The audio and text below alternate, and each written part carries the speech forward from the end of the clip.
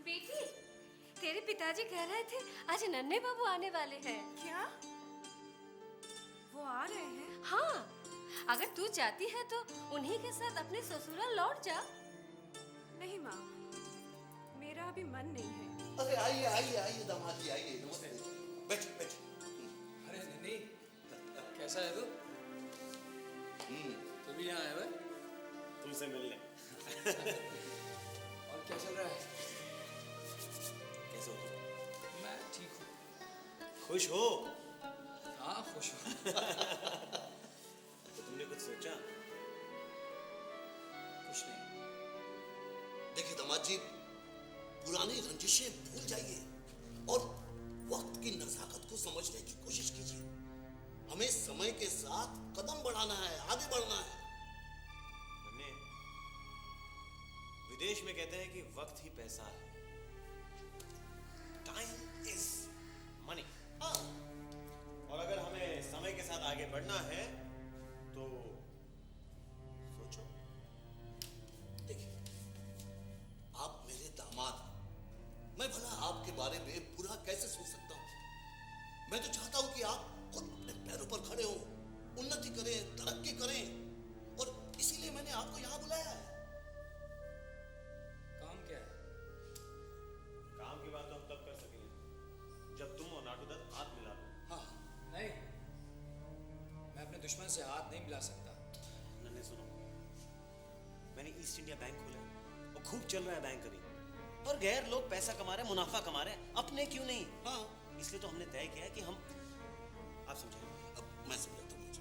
अब देखिए दामाद जी, हम चारों 25-25 हजार रुपए देकर 1 लाख रुपया बैंक में जमा करवाएंगे और ब्याज की दर से ये रकम दुगनी तिगुनी चौगुनी होती जाएगी। नुकसान का कोई डर नहीं, सिर्फ मुनाफा ही मुनाफा है।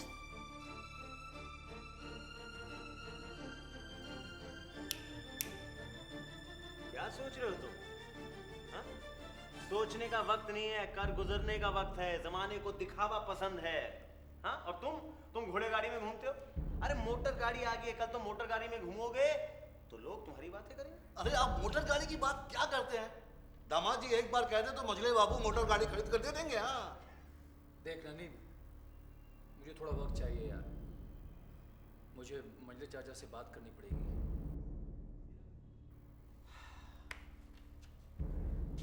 कैसे समझाऊं? आप जरा कागजात लिखिए। हाँ, आपको समझो यार, वक्त नहीं है हमारे पास। तो तुम किससे जाके बात करोगे? मंजले बापू से। वो तो पैसे लुटाते हैं, पैसे लुटाते हैं। ये देखो, ये कागजात पर तुम दस्तखत कर दो। हाँ दामाद जी, दस्तखत कर दीजिए। अब बात क्या करनी है, आप खुद समझदार हैं। या मैं दस्तखत कर दे रहा हूँ, लेकिन मुझे बात करनी पड़ेगी मंजले चाचा से। बात कर लेना, बता देना कि तुम्हारा मुनाफा कितना हो। बताओ। मीठा या यहाँ पे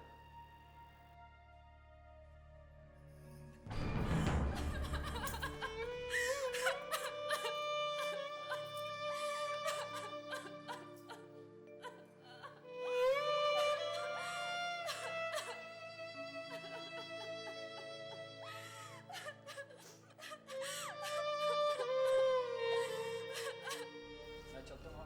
हाँ, जल्दी में हो। हाँ जल्दी में। आइए।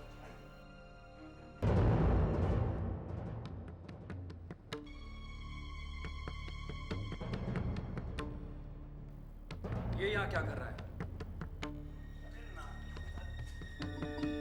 ये यहाँ आए हैं दोस्ती का हाथ बढ़ाने। देख नन्ही, तू अच्छी तरह जानता है ना, ऐसे हाथ नहीं मिला सकता।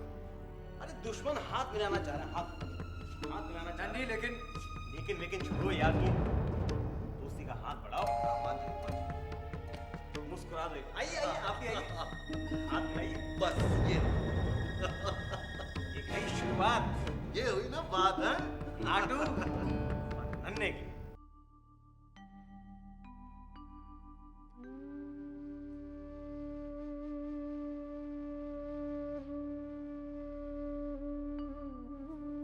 प्रणाम माँ। अरे नन्हे बेटा, माँ, कुछ बात करनी थी आपसे। हाँ हाँ बोलो। माँ, हम चाहते हैं कि हम कुछ अलग से अपना व्यापार करें। अरे बेटा, ये तो तूने बहुत अच्छा सोचा है, मगर मैं ये चाहती हूँ कि तू अब जमींदारी के हिसाब किताब में अपना ध्यान लगा। देख, छोटे बाबू को तो किसी से कोई मतलब नहीं है, सब कुछ मजले बाबू अपनी मर्जी के हिसाब से करते हैं। माँ, मंजले चाचा ना सिर्फ पैसा उड़ा रहे हैं और मैं चाहता हूँ कि मैं इन पैसों को व्यापार में लगाकर और पैसा बनाऊँ। माँ, मुझे उसी के लिए पैसों की जरूरत है। अरे बेटा, हमारे पास पैसों की क्या कमी है? जो कुछ हमारे पास है उस सब में तो तू ही बराबर का हिस्सेदार है। माँ, अब जमाना ना बदल गया है। घोड़ा गाड़ी की जगह लोग मोटर गाड़ी में चलते हैं। आजकल जो लोग मोटर गाड़ी में चलते हैं उन्हीं को दुनिया इज्जत से और अमीर आदमी की नजर से देखती है। क्यों? जब मजले बाबू मोटर गाड़ी खरीद सकते हैं, छोटे बाबू चुन्नी को उपहार में एक मोटर गाड़ी दे सकते हैं, तो क्या मेरा बेटा मोटर गाड़ी नहीं खरीद सकता? मैं आज ही मजले से बात करती हूँ। नहीं माँ, अब जब काम हमारा है तो फिर बात भी हम ही करेंगे। माँ, मैं तो सिर्फ इसलिए आया था आपके पास, मैं चाहता था कि उनसे बात करने से पहले आपके कानों में ये बात डाल दूँ। ठीक है बेटा, जैसा तू चाहता है वैसा ही होगा। तू आज ही मजले से बात कर, और तू कहे तो मैं तेरे साथ चलूं? नहीं माँ, हम खुद ही बात कर लेंगे।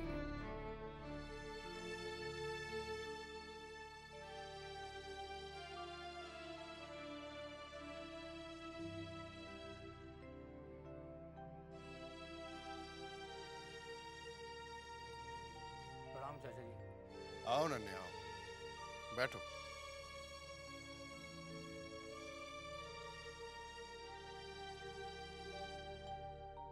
कुछ काम था? जी चाचा जी, वो कहो क्या बात? तुम कुछ परेशान लग रहे हो। चाचा जी, मुझे कुछ रुपयों की जरूरत थी। तो इसमें हमसे पूछने की क्या जरूरत है? विदु से मांग लिया होता, वो दे देता। लेकिन रकम थोड़ी ज्यादा है। कितनी ज्यादा है? 25,000। 25,000? जी। क्या करोगे इतनी बड़ी रकम का? व्यापार। क्या? जमींदार घराने का लड़का व्यापार करेगा? समय बदल गया है चाचा जी। समय कितना भी बदल जाए मगर जमींदारी नहीं बदलती। चाचा जी, आप भले ही अपने आप को ना बदलें, मगर मैं खुद को बदलना चाहता हूँ, और एक दिन समय के साथ साथ आपको भी बदलना पड़ेगा।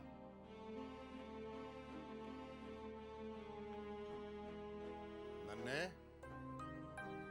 ये तुम नहीं, तुम्हारे अंदर कोई और बोल रहा है, क्योंकि हमारे खानदान में छोटे बड़ों के सामने अदब से पेश आते हैं। चाचा जी, अगर मैंने आपसे बेइज्जती भी की है तो उसके लिए माफी चाहता हूँ। तुम्हें 25,000 चाहिए ना? विदु सरकार से ले लेना। शुक्रिया, लेकिन चाचा जी मुझे आपसे एक और बात करनी है। मुझे एक मोटर गाड़ी चाहिए। तुम्हें अगर मोटर गाड़ी में घूमने का इतना ही शौक है तो हमारी मोटर गाड़ी में घूम सकते हो। लेकिन वो किराए तो आपकी जाएगी ना। मुझे अपने लिए मोटर गाड़ी चाहिए। नन्हे, तुम जरूरत से ज्यादा बोल रहे हो। पहले अपनी पढ़ाई पूरी करो, उसके बाद तुम जो चाहोगे तुम्हें दे दिया जाएगा। लेकिन चाचा जी, मोटर गाड़ी पढ़ाई में बाधा तो नहीं डालेगी? मोटर गाड़ी के न होते हुए भी तुम पास हुए, तुम फेल हुए। मोटर गाड़ी आने के बाद तुम तो हवा में उड़ने लगोगे, और हवा में उड़ने वाला हमेशा नीचे गिरता है, और हम तुम्हें नीचे गिरते हुए नहीं देखना चाहते। लेकिन चाचा जी। बस, ये जरूरी नहीं कि हम तुम्हारी हर बात मानें। तुम जा सकते हो, और इन फिजूल बातों को छोड़कर अपनी पढ़ाई पे ध्यान लगाओ। जाओ।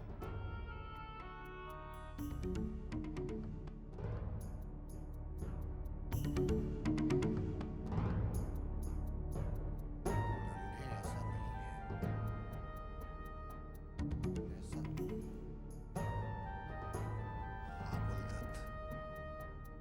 हाबुलदत्त, ये हाबुलदत्त का किया कराया है। क्या? मजले ने मेरे बेटे को मोटर गाड़ी देने से इनकार कर दिया? जी हाँ बड़ी माँ, मैंने अपने कानों से सुना है। नन्हे कहाँ है? मैंने उन्हें जल्दी जल्दी बाहर जाते देखा। ये मजले ने अच्छा नहीं किया। बुरा भी तो नहीं कहा मजले बाबू ने, खुद सोच कर ही तो बोला कि पढ़ाई तो कर नहीं पाता, अब मोटर गाड़ी आ गई तो दिन भर गुलछर्रे उड़ाता फिरेगा। लेकिन मजली बहू रानी, बड़ी माँ तो बहुत नाराज है। उनके बेटे का दिल जो दुखा है, नन्हे को बिगाड़ने में सबसे बड़ा हाथ तो उन्हीं का है। एकदम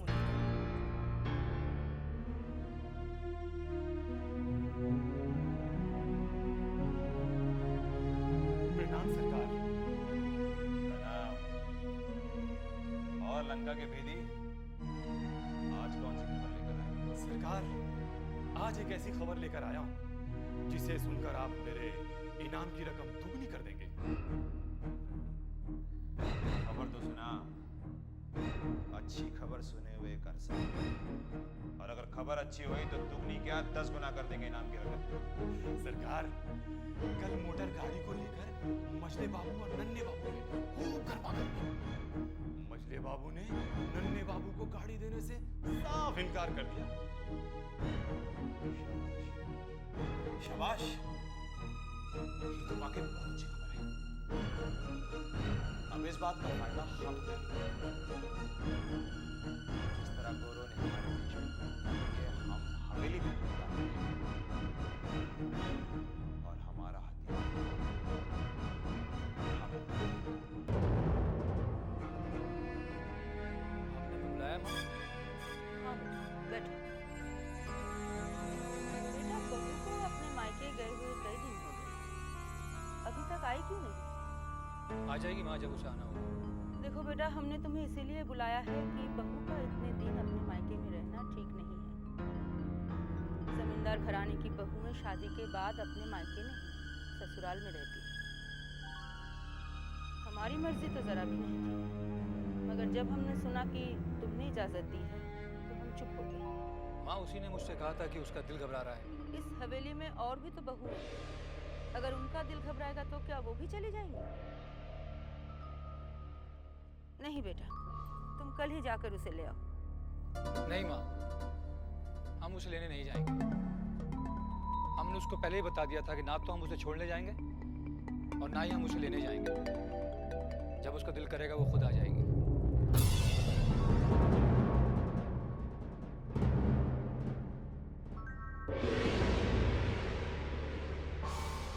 क्या मजले बाबू ने नन्हे बाबू को मोटर गाड़ी देने से इनकार कर दिया?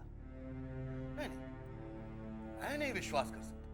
विश्वास कीजिए हाबुलदत्त जी, विश्वास कीजिए, क्योंकि यही सच है।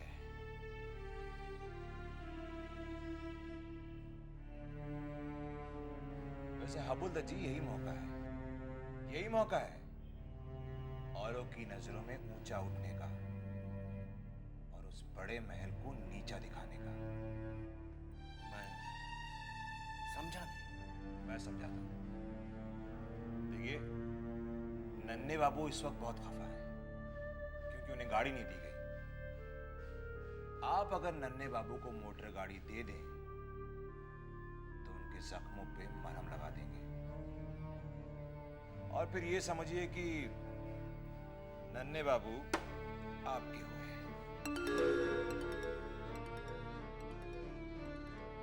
वाह वाह वाह नाटूदत्त जी, क्या शतरंज की चाल चली है आपने।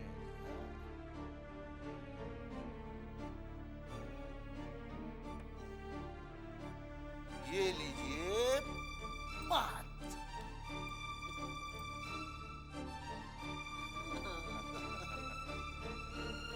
हाबुलदत्त जी, बात मुझे नहीं, आपको उन्हें देनी है।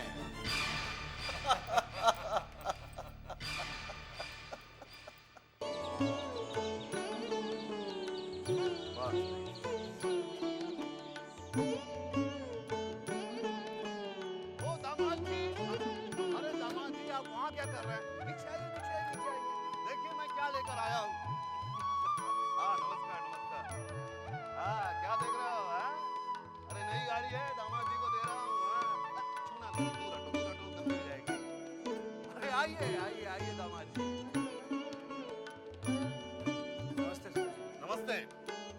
देखिए मैं क्या लेकर आया हूँ। हाँ, और ये आपके लिए है। मेरे लिए? लेकिन अरे मेरी तरफ से एक उपहार। भाई दामाद तो बेटे जैसा होता है ना। ये लीजिए, चाबी रखिए। और आज से कहीं भी जाइएगा घोड़ा गाड़ी पे नहीं।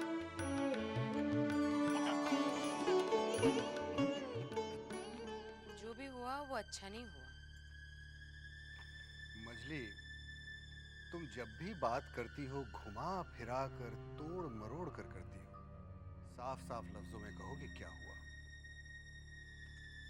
आपको बताने की किसी में हिम्मत नहीं है, इसलिए ये बात आपके कानों तक नहीं पहुंची। मगर मैं आपकी पत्नी हूँ, मैं कभी नहीं चाहूंगी कि आपकी नाक नीची हो। किसने हमें नीचा दिखाने की कोशिश की है? आपका अपना खून, आपके भतीजे नन्हे ने। क्यों? क्या किया उसने? जब आपने उसे मोटर गाड़ी देने से इनकार कर दिया तो उसे अपने ससुर के पास जाने की क्या जरूरत थी?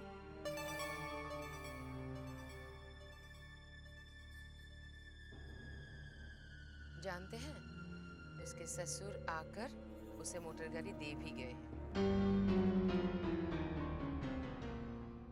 क्या हवेली में इतनी बड़ी बात हो गई और हमें पता तक नहीं चला?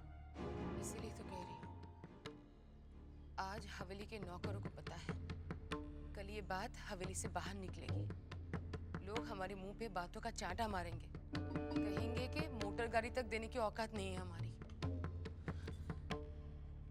खाना तो खाकर जाइए, खाना तो खाकर जाइए।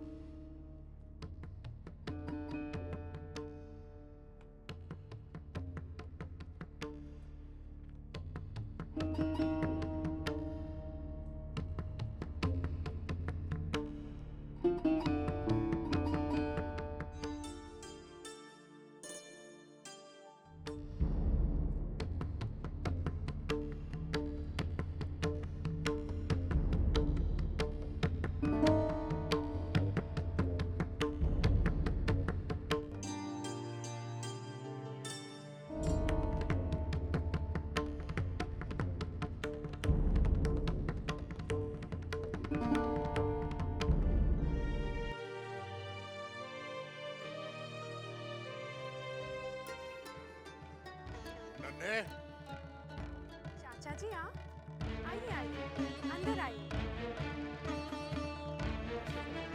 नन्हे ये क्या सुन रहे हो? तुमने अपने खानदान की इज्जत, उसकी मान मर्यादा का जरा भी ख्याल नहीं रखा। तुमने इतना भी नहीं सोचा कि तुम्हारी इस हरकत से हमारे पुरखों की आत्माओं को कितनी तकलीफ पहुंचेगी। चाचा मैंने ऐसा क्या कहा? अफसोस तो इस बात का है कि तुम्हें इस बात का इल्म ही नहीं है कि तुमने क्या कहा। तुम्हें अपने किए पे कोई पछतावा ही नहीं है। मगर हम अपने खानदान की इज्जत के लिए कुछ भी कर सकते हैं, कुछ भी। ये हवेली जो इतने वर्षों से सीना तान कर शान से खड़ी है, इसका सर हम झुकने, हाँ नन्हे, इसका सर हम झुकने नहीं देंगे। तुमने जो अपने ससुर से मोटर गाड़ी ली है, उसे तुमको लौटाना होगा। मगर चाचा जी, आबुल दर्जी भी तो हमारे अपने ही है ना, कोई गैर तो नहीं। बात गैर की नहीं है नन्हे, बात इज्जत की है। और हम इसके आगे एक शब्द भी और सुना नहीं सकते। तुम आज जाओगे, इस गाड़ी को लौटा कर आओगे। लेकिन चाचा मैंने कहा ना, हम इसके आगे एक शब्द भी सुनना पसंद नहीं करते।